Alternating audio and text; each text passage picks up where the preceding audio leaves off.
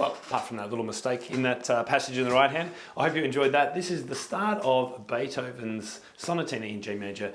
That and its brother or sister, the Sonatina in F major, are a great pair of early classical works for students to learn. And it really gives them pretty much everything they need to know to start understanding that classical style of interpretation and getting them ready for more comprehensive and more challenging sonatinas and the sonatas, eventually of Beethoven, Haydn and Mozart. So some of the things to look for in this piece are really those, making sure the hands are balanced, the melody is clear, we've got phrasing, the ends of phrases are tapered off, and that as much as possible, and you'll see this in the fingering that I'm using in the left hand, we have continuity and connectivity in the left hand passages. So I use fingers 2 and 3 moving to 4 and 1 here, and then back to 2 and 3 at the start with the left hand. In the second passage, I'll get the students to lift the D as they're playing. So we have this nice little melodic line descending here. And when they're not using pedal, that really helps to just bring that passage nicely together. Then the Alberti bass begins, so it's important to keep nice and fluid and relaxed in that rocking motion, and also making sure that it doesn't overwhelm the right hand part, of course.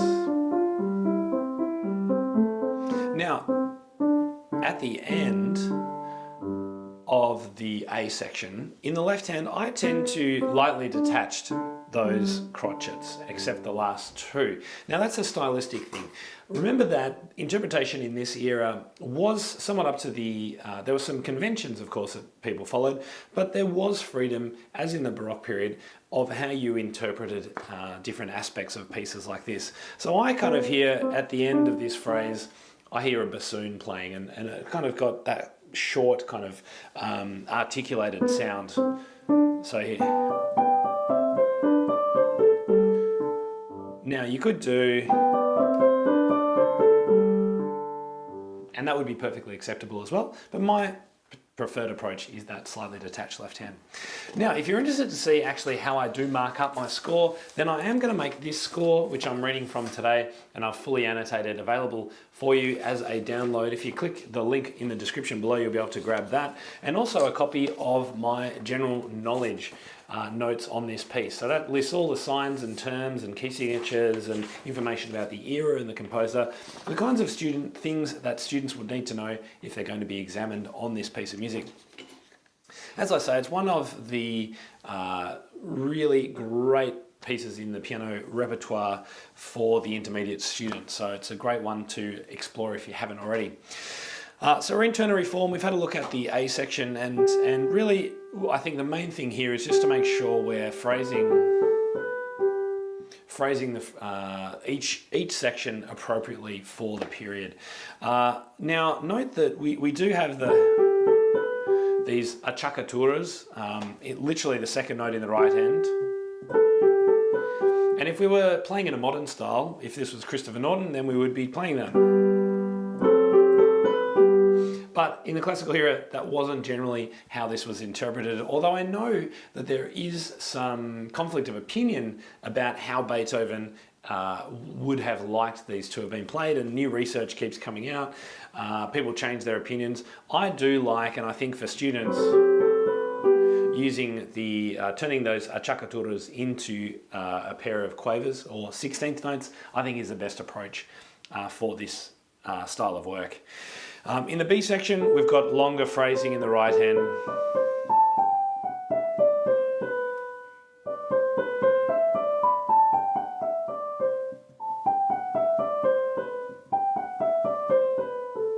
Now, there's also in the B section another way to phrase that would be for this to be a phrase and then a new phrase.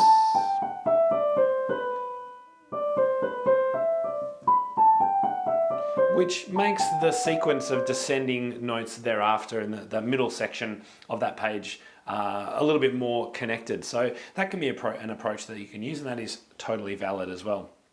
We've got a little bridge passage around bar 15, 16. Sorry. And then we're back to that main theme, the dolce of the A section.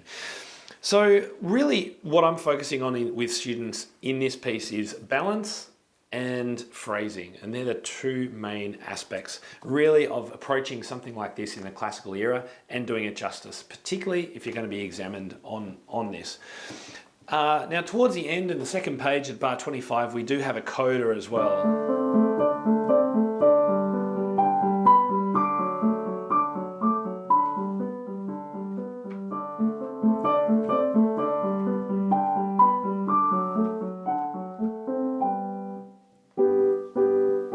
Got our finish there. So I think, for this section, I do like a little bit of pedal. I really think Beethoven, if he was playing this, he would probably pedal this. If not pedal, then holding down the D, just to give it a little bit more smoothness and flow, I think sounds really good as well. Growing at the top. And as you'll see in my score, it depends a lot on the score that you're using as to how much of the phrasing and things is written in. I actually quite like for this to be a minim, so a half note, followed by two crotchets or quarter notes with a mezzo staccato over it. So the dot and the slur, just to give it a sense of kind of a lightness without being too detached, I think is the approach that we want there. And then we're building up to the top of the phrase here, mezzo again, and then slightly backing off on the last one, making sure as well that you're conscious of the rests that are occurring in each bar. That's something that particularly in Australia and in UK exams, they're looking out for, that students, if, for example, right back at the start, if the bar 2, the first beat is only a quarter note or a crotchet 1, you're coming off and students aren't holding that down. It's a really easy trap to fall into for students if we're not really conscious of making sure that they're reading the score precisely. And precision really is what it comes down to in a performance of this kind of a work. At the end, we've got this nice and a little bit of a slowdown. And then I say, hold that with the pause, obviously. There's a fermata on the last note, and then a little pause before students take their hands off the keyboard. So other than that, I think really it comes down to working with students on interpretation as well. And so for something like, I've just mentioned that I like that detaching of the end of the A section in the left hand. Another approach there would be to say to students, well, go and listen to 5 different people playing this, hopefully, or ideally professionals, or university level students, and go and listen to what they do there. What is their phrasing? Where do they jump off? Where do they join things? And I think that is a great way for them, for your student, to be able to go, well, let's try a few different ones out. What suits me the best? What feels the best while still being an effective interpretation and an appropriate interpretation. And I do the same for Bach as well. Bach fugues and preludes. Let's listen to what a whole lot of people do. Let's explore them and then come up with our decision, rather than just being the dictator. I don't want to just be saying, right, this is the way you're doing it. It's easy to do that, but it's not actually helping the student in the future be able to come to these conclusions themselves. The other thing about choosing interpretative and stylistic approaches with pieces of music is that you need to be consistent. So if you are going to, in bar 7 left hand, detach that lightly, or then make sure you do exactly the same thing in bars 23 and 24 in the left hand. I wouldn't recommend changing that. Although there could be another argument that says, well, it's the repeat, so sometimes on the repeats in music of this period, you could do something a little bit different. But I think at this level, I'd be sticking to the same interpretation and articulation patterns that we had at the start.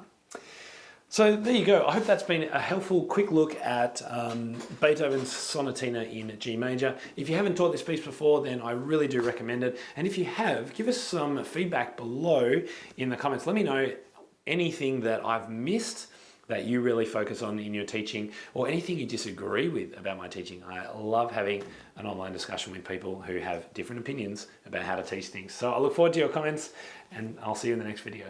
Just before you go, guys, I want to make sure you're aware of Piano Pivot Live. It's my first ever Piano Teachers Conference, and it's being held 23rd and 24th of January right here in my hometown of Melbourne.